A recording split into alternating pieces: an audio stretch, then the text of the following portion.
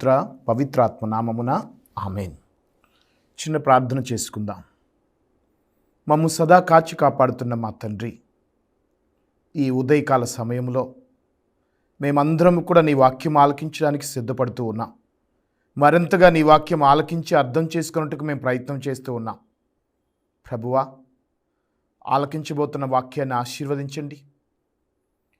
ఈ వాక్యాన్ని ప్రకటించబోతున్న నన్ను, ఆలకిస్తున్నటువంటి దివ్యవాణి ప్రేక్షకులను, విశ్వాసులను అందరిని ఆశీర్వదించి వాక్యాన్ని అర్థం చేసుకునే విధంగాను, వాక్యాన్ని మా జీవితంలో అనుసరించే విధంగాను, వాక్యం పట్ల శ్రద్ధ కలిగి, వాక్యంపై ధ్యాస కలిగి మేమందరం కూడా నీకు అత్యంత ప్రీతిపాత్రముగాను మమ్ము దీవించండి. దేవుని కృప, పశ్చాత్తాపము మా అందరికీ ప్రసాదించమని ఈ చిన్ని ప్రార్థనను యేసయ్య అత్యంత శ్రేష్టమైన నామములో అడిగి వేడుకొనుచున్నాం తండ్రి, ఆమేన్.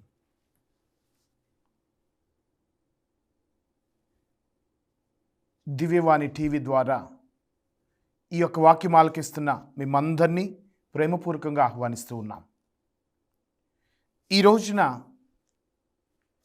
ఇద్దరు రాజుల గురించి మనం ధ్యానించుకోబోతూ ఉన్నాం. దేవుడు ఇశ్రాయేలు ప్రజల కొరకు ఎన్నుకున్నటువంటి మొట్టమొదటి ఇద్దరు రాజులు సౌలు, దావీదు. వీరిద్దరి గురించి కూడా ఈరోజు మనం ధ్యానించుకోబోతూ ఉన్నాం.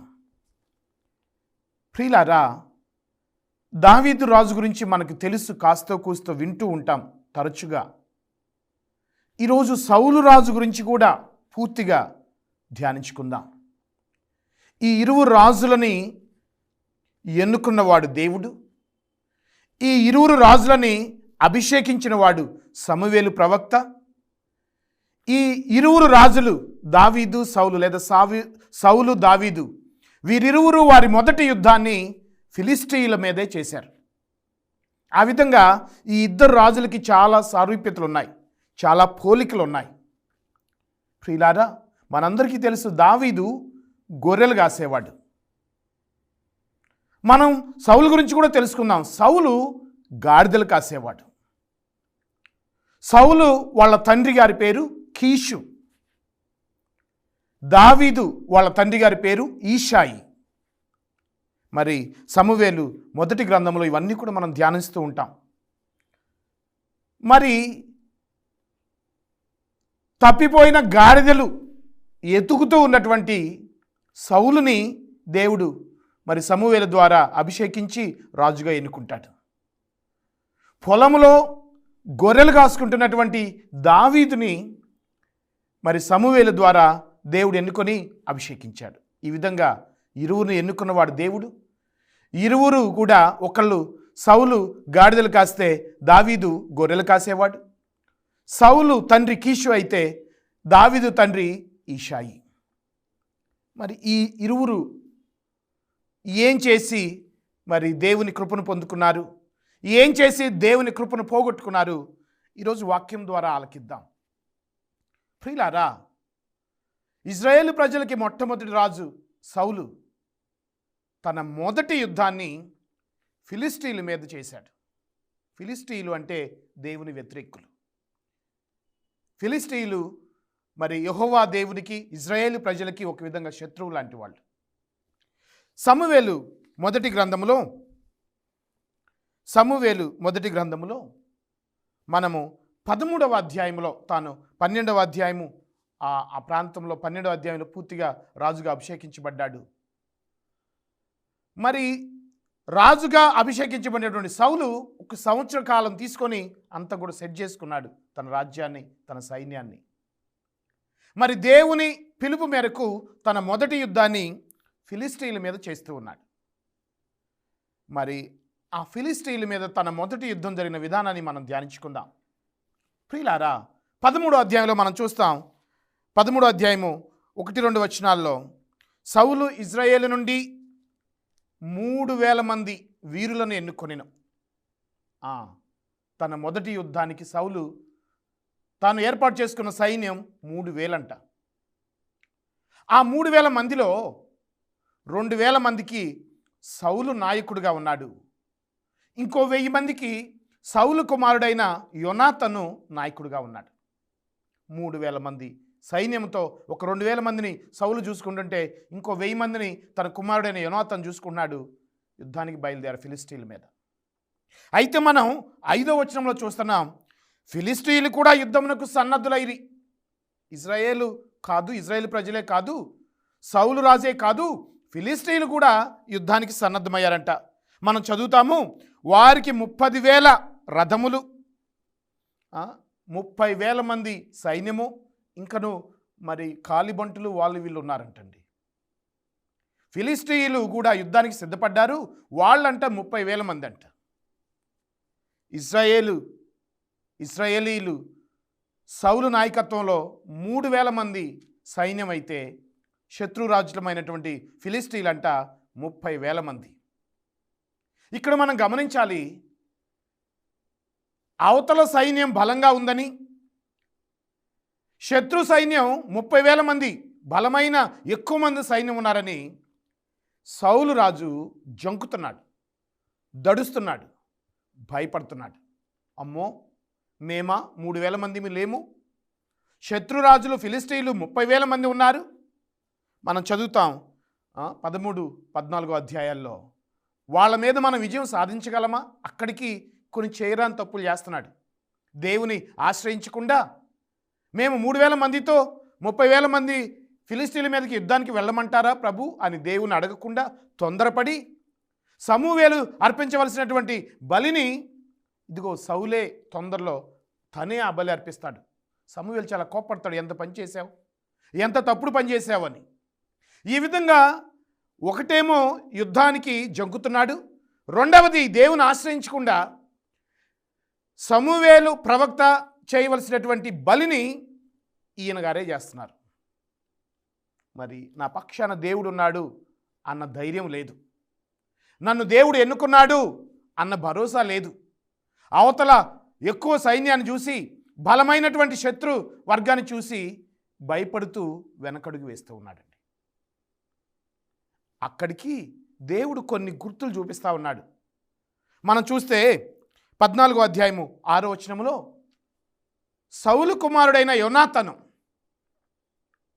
అతను అంటాడు, 6వ వచనంలో, సమూయేలు మొదటి గ్రంథము 14వ అధ్యాయం 6వ వచనంలో, యోనాతాను తన తోటి సైనికునితో, అంగరక్షకునితో, సున్నతి సంస్కారం లేని ఈ ఫిలిష్తీయుల దండి మీద మనం వెళ్ళి దాడి చేద్దాం, అదిగో అక్కడ సుమారు 20 మంది ఉన్నారు, రా వెళ్ళి వాళ్ళ మీద పడదాం, వాళ్ళ యుద్ధం చేద్దాం అంటే ఈ యోనాతాను పక్కనే ఉన్న సైనికుడు కూడా సరే యోనాతాను గారు అంటారు.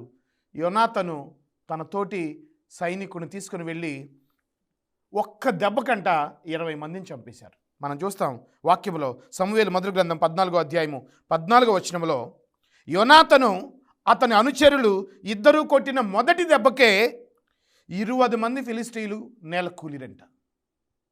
ఒక్క దెబ్బ గట్టిగా కొడితే యోనాతాను ఒక్కడే ఒక్క దెబ్బకు 10 మందిని చంపగలిగాడు. దేవుడు కొన్ని దారి చూపిస్తున్నాడు, అబ్బాయి మీరు ఒక్కొక్కరు 10 మందిని చంపగలరు, మీరు 3,000 మంది ఉన్నారు, 3,000 మంది 10 మందిని చంపితే 30,000 అవుతారు, మీరు యుద్ధానికి వెళ్ళండి అని దేవుడు ఒక చిహ్నాన్ని చూపిస్తున్నాడు. కానీ యోనాతాను ద్వారా ఒక దారి చూపించాడు సౌలుకి. అయినా సౌలు భయపడుతున్నాడు, అమ్మో అంత పెద్ద సైన్యంతో మన వల్ల కాదు, మేము 3,000 మంది ఉన్నాం, వాళ్ళు 30,000 మంది ఉన్నారని దేవుని శక్తిని, దేవుని బలాన్ని, దేవుడు నా యందున్నాడు, సైన్యంలోకి అధిపతియగు దేవుడు నా పక్షాన పోరాడతాడన్న ధైర్యం లేకుండా వెనకడుగు వేసి యుద్ధంలో అపజయం పాలయ్యాడు సౌలు రాజు. తన కుమారుని ద్వారా దేవుడు ఒక దారి చూపిస్తున్నా ఒక్కడెళ్ళి 10 మందిని, ఇద్దరెళ్ళి 20 మందిని చంపినా సౌలు భయం కలిగి ఉంటున్నాడు, ధైర్యం కోల్పోయాడు, వెనకడుగు వేశాడు, జంకాడు.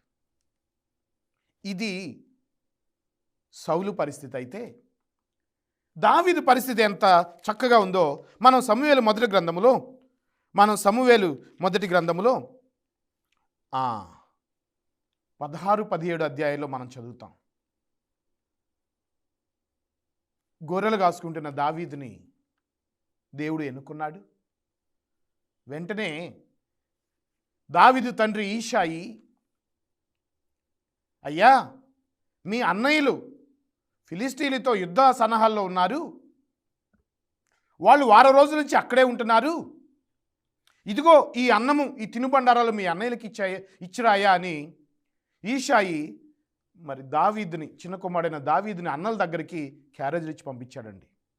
పూర్వ నిబంధనలో యాకోబు కుమారులు కూడా మరి పశువులు కాస్తూ ఉంటే చిన్నవాడైనటువంటి 11వ కుమారుడైన యోసేపుకి యాకోబు, అయ్యా మీ అన్నయ్యలు పొలంలో ఉన్నారు, క్యారేజ్ ఇచ్చిరా అన్నట్లే దేవుడు ఇక్కడ కూడా ముఖ్యంగా ఈషాయి దావీదుని తన అన్నల దగ్గరికి పంపిస్తున్నాడు, ఫిలిష్తీయుల మీద యుద్ధ సన్నాహాల్లో ఉన్నారని. మరి పిల్లవాడైన దావీదు 16 సంవత్సరాలు ఉండొచ్చేమో, ఆ క్యారేజీలు తీసుకొని ఆ అన్నల దగ్గరికి వెళ్ళాడు. ఆ అన్నలు యుద్ధ సన్నాహాల్లో ఉన్నారు. ఎప్పుడైతే దావీదు అక్కడికి వెళ్ళాడో అక్కడ ఫిలిష్తీయుల దగ్గర నుంచి, ఇదిగో సౌలు తన మొదటి యుద్ధాన్ని చేసింది కూడా ఫిలిష్తీయుల మీదే, ఇక్కడ దావీదు కూడా తన మొదటి యుద్ధం ఫిలిష్తీయుల మీదే చేయబోతున్నాడు. తన అన్నలకి అన్నం తీసుకువెళ్ళినటువంటి దావీదు చెవిలో గొలియాతు సవాళ్ళు వినపడ్డాయండి. మనం చూస్తాము సమూయేలు మొదటి గ్రంథం 17వ అధ్యాయంలో ఫిలిష్తీయుల తరపున ఒక్కడొచ్చాడు, గొలియాతు. వాడంట 9 అడుగులు ఎత్తున్నాడంటండి. 17వ అధ్యాయంలో మనం చదువుతాం. సమూయేలు మొదటి గ్రంథం 17వ అధ్యాయం 4వ వచనంలో, ఫిలిష్తీయుల పక్షము నుండి గొలియాతు అనే వీరుడు ముందుకు వచ్చెను. అతడు గాతు నివాసి, 9 అడుగుల ఎత్తు ఉన్నాడంట. మరి 9 అడుగుల ఎత్తు ఉన్నటువంటి గొలియాతు సవాలు విసురుతున్నాడు. రేయ్ సౌలు బానిసలారా, యెహోవా బానిసలారా అని చెప్పి అటు దేవుణ్ణి అటు రాజుని అవమానపరుస్తూ మరి గొలియాతు రంకెలేస్తుంటే పిల్లవాడైన దావీదు కోపం వచ్చింది. వెంటనే వాళ్ళ అన్నయ్యలతో అంటాడు, అరే అన్నయ్యలు, వాడేంటి మన దేవుణ్ణి అవమానంగా మాట్లాడతాడు, వాడేంటి మన రాజుని అవమానపరుస్తాడు, వాడేంటి మన జాతిని అవమానపరుస్తాడు అని కోప్పడితే, అన్నయ్యలు అరే ఆగురు, నువ్వు చిన్నపిల్లోడివి, నువ్వు అన్నం ఇవ్వడానికి వచ్చావు, నువ్వు వెళ్ళు అంటే, లేదు వాడు 9 అడుగులు ఎత్తున్నా సరే వాడు నేను చంపుతాను, నాకు అవకాశం ఏంటి అంటాడు. అప్పుడు వీళ్ళు కలిసి ఆ దావీదుని సౌలు దగ్గరకు తీసుకెళ్తే, ఏమబ్బాయి చూస్తే చిన్నపిల్లవాడిలాగున్నావు, ఎలా చంపుతావు అంటే దావీదు అంటాడు, సైన్యములకు అధిపతి అయిన యెహోవా నాకు తోడుగా ఉన్నాడు, సైన్యములకు అధిపతి అయిన నా దేవుడు నా పక్షాన పోరాడతాడు. నేను గొర్రెలు కాసుకుంటూ ఉంటే సింహములు నా గొర్రెల మీద పడ్డప్పుడు నేను ఒక్క ఉదుటను సింహములను పోరాడేవాడిని, సింహములను చంపేసేవాడిని. తోడేళ్ళు వచ్చి నా గొర్రెల మంద మీద పడ్డప్పుడు నా దేవుడు నా తరపున పోరాడేవాడు, తోడేళ్ళను చంపేవాడిని. ఇప్పుడు కూడా నా దేవుడు నా పక్షాన పోరాడతాడు, నేను గొలియాతు మీద యుద్ధం చేస్తానని మరి సౌలుతో చెప్పి వెళ్తాడు.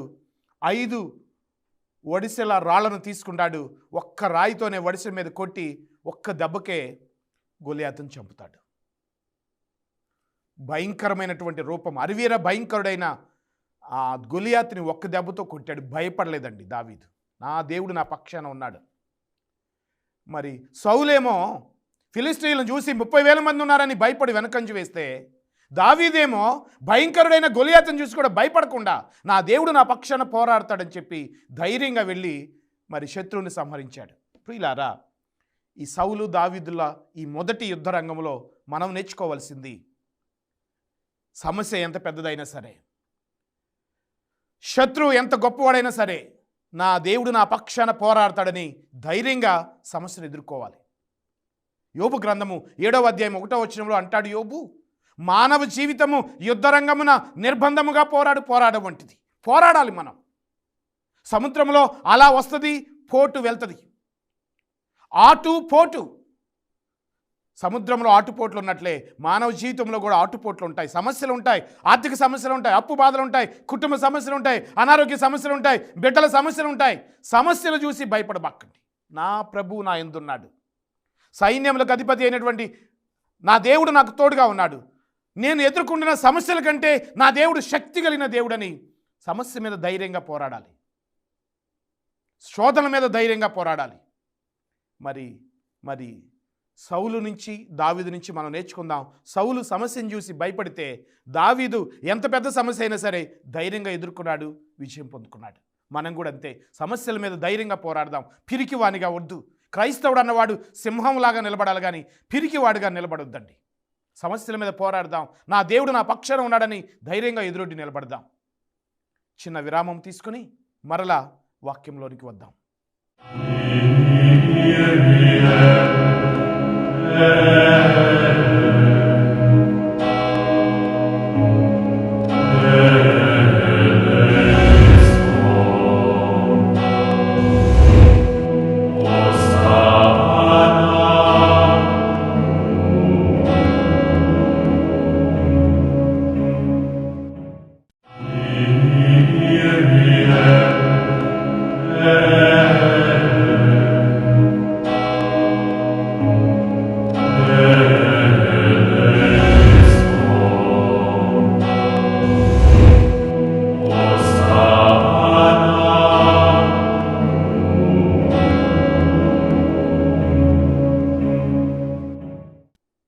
చిన్నపాటి విరామం అనంతరం తిరిగి క్రీస్తు సందేశం నుండి ఈ కార్యక్రమానికి మేమందరినీ ఆహ్వానిస్తూ ఉన్నాను.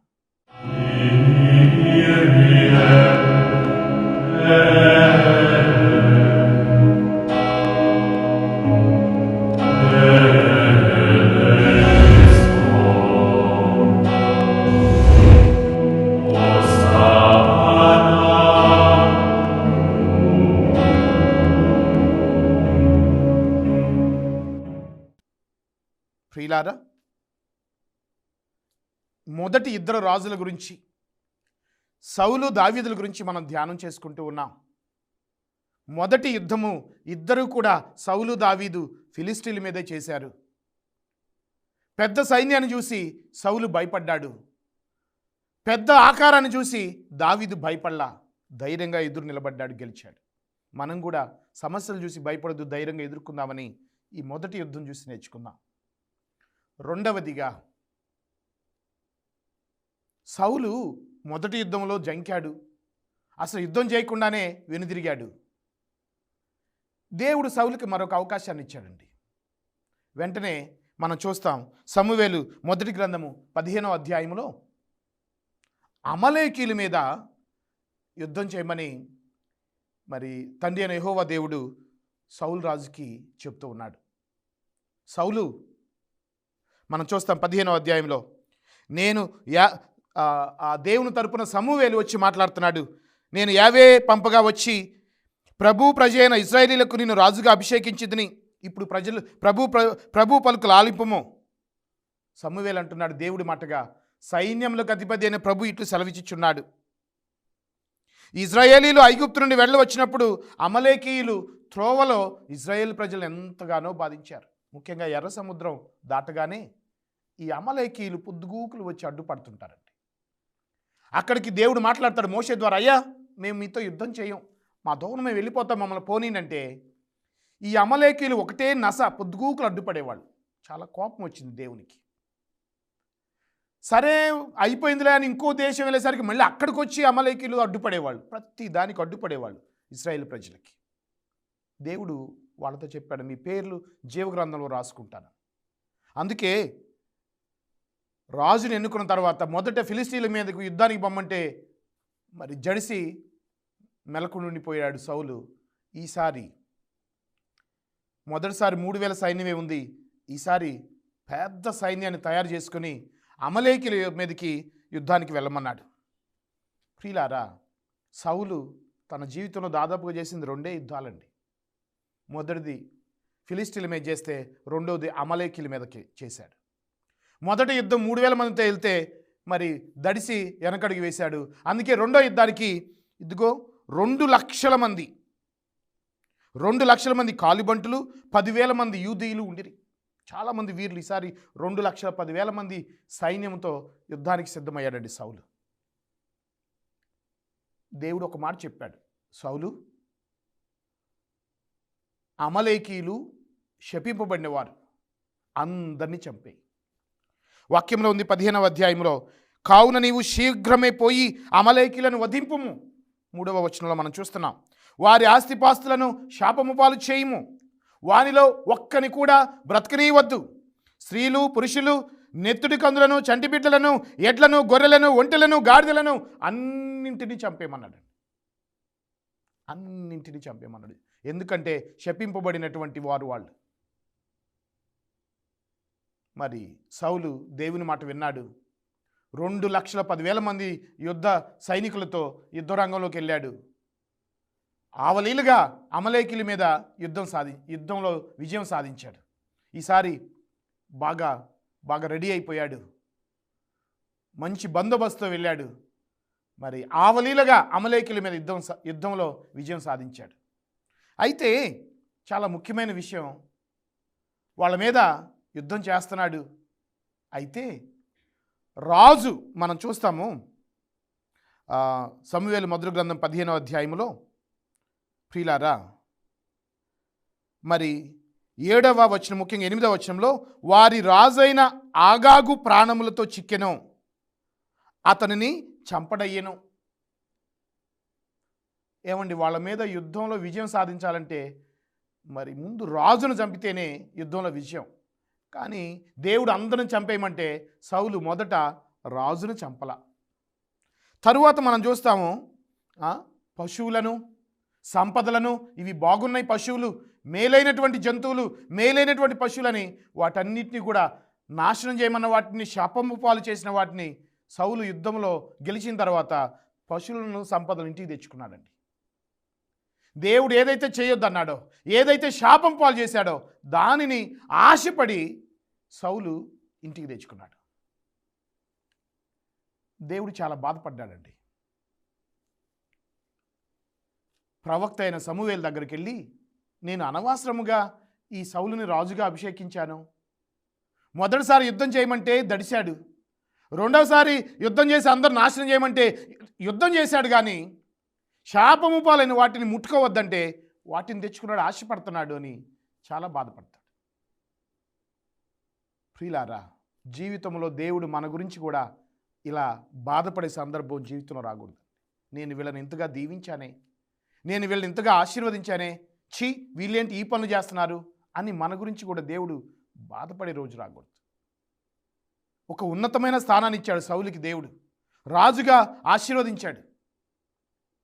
మరి అతనేమో చేయమన్న పని చేయకుండా ఏదైతే వద్దన్నాడో ఆ పని చేస్తున్నాడు. అక్కడ వస్తువులు ముట్టుకోవద్దంటే అక్కడ సంపదలని, అక్కడ పశువుల్ని ఇంటికి తీసుకొచ్చుకుంటున్నాడు.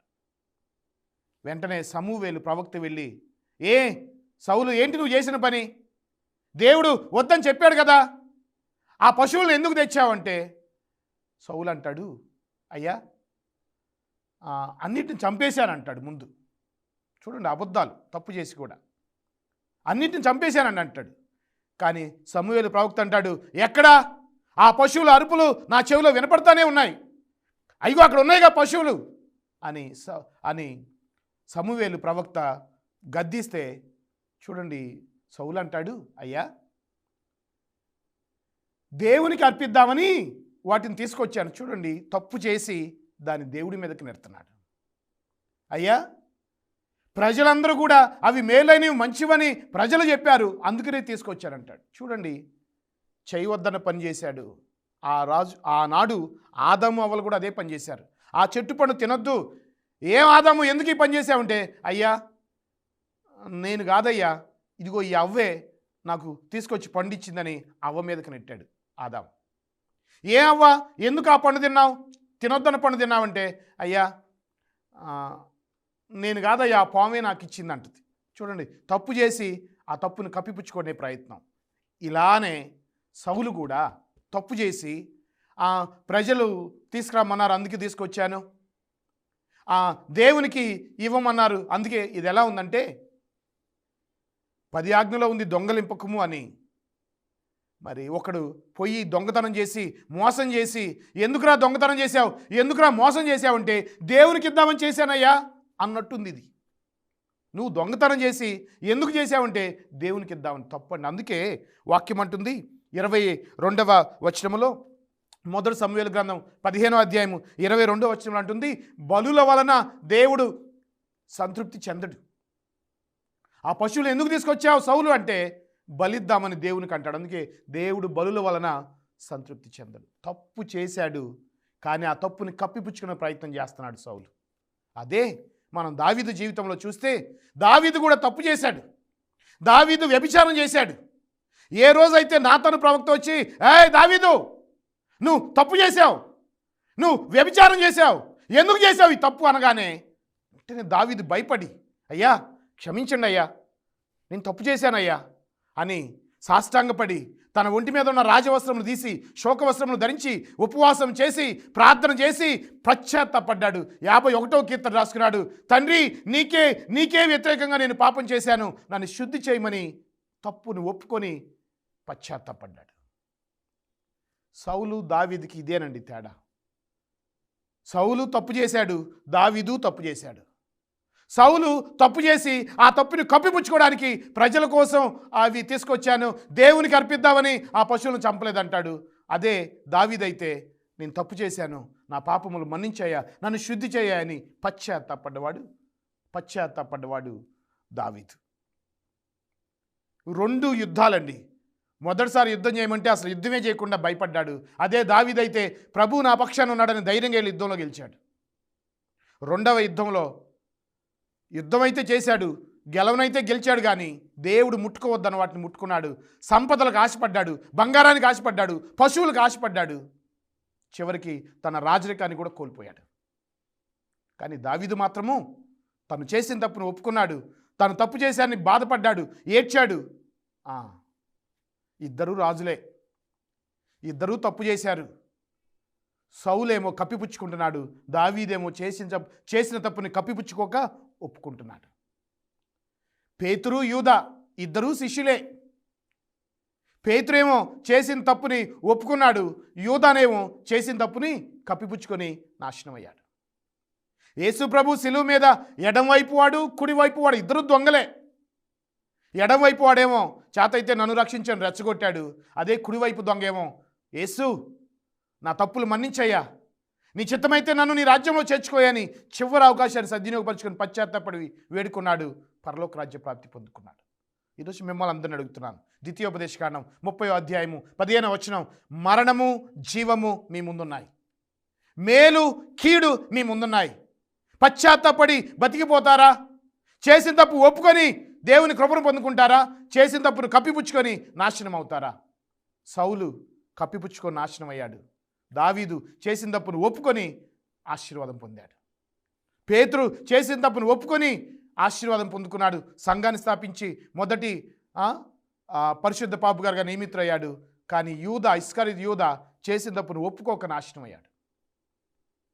ఎడంవైపు దొంగ చేసిన తప్పుని కప్పిపుచ్చుకోకుండా యేసు ప్రభుని రెచ్చగొట్టాడు, చేసిన తప్పుని ఒప్పుకొని ప్రభువుని వేడుకొని పశ్చాత్తాపడి కుడివైపు దొంగ మరి పరలోక రాజ్యం పొందుకున్నాడు. ఆలోచించండి, మరణము జీవము. జీవం పొందుకోవాలంటే ఈ శ్రమల దినాల్లో చేసిన తప్పును ఒప్పుకో. మరణం పొందాలంటే చేసిన తప్పుని కప్పిపుచ్చుకోవడానికి ప్రయత్నిస్తే నువ్వే మరణం పొందుతావు. కాబట్టి ఈ శ్రమల దినాల్లో ఒప్పుకుందాం. సమస్య ఏదైనా ఉన్నా మొదటి అంశంలో అయినట్లుగా ధైర్యంగా దేవుని శక్తితో సమస్యను ఎదుర్కొందాం. రెండవదిగా ఒకవేళ తప్పు చేసిన తప్పును ఒప్పుకుందాం, దేవుని కృపను పొందుకుందాం. పిత పుత్ర పవిత్ర ఆత్మ నామమున ఆమేన్.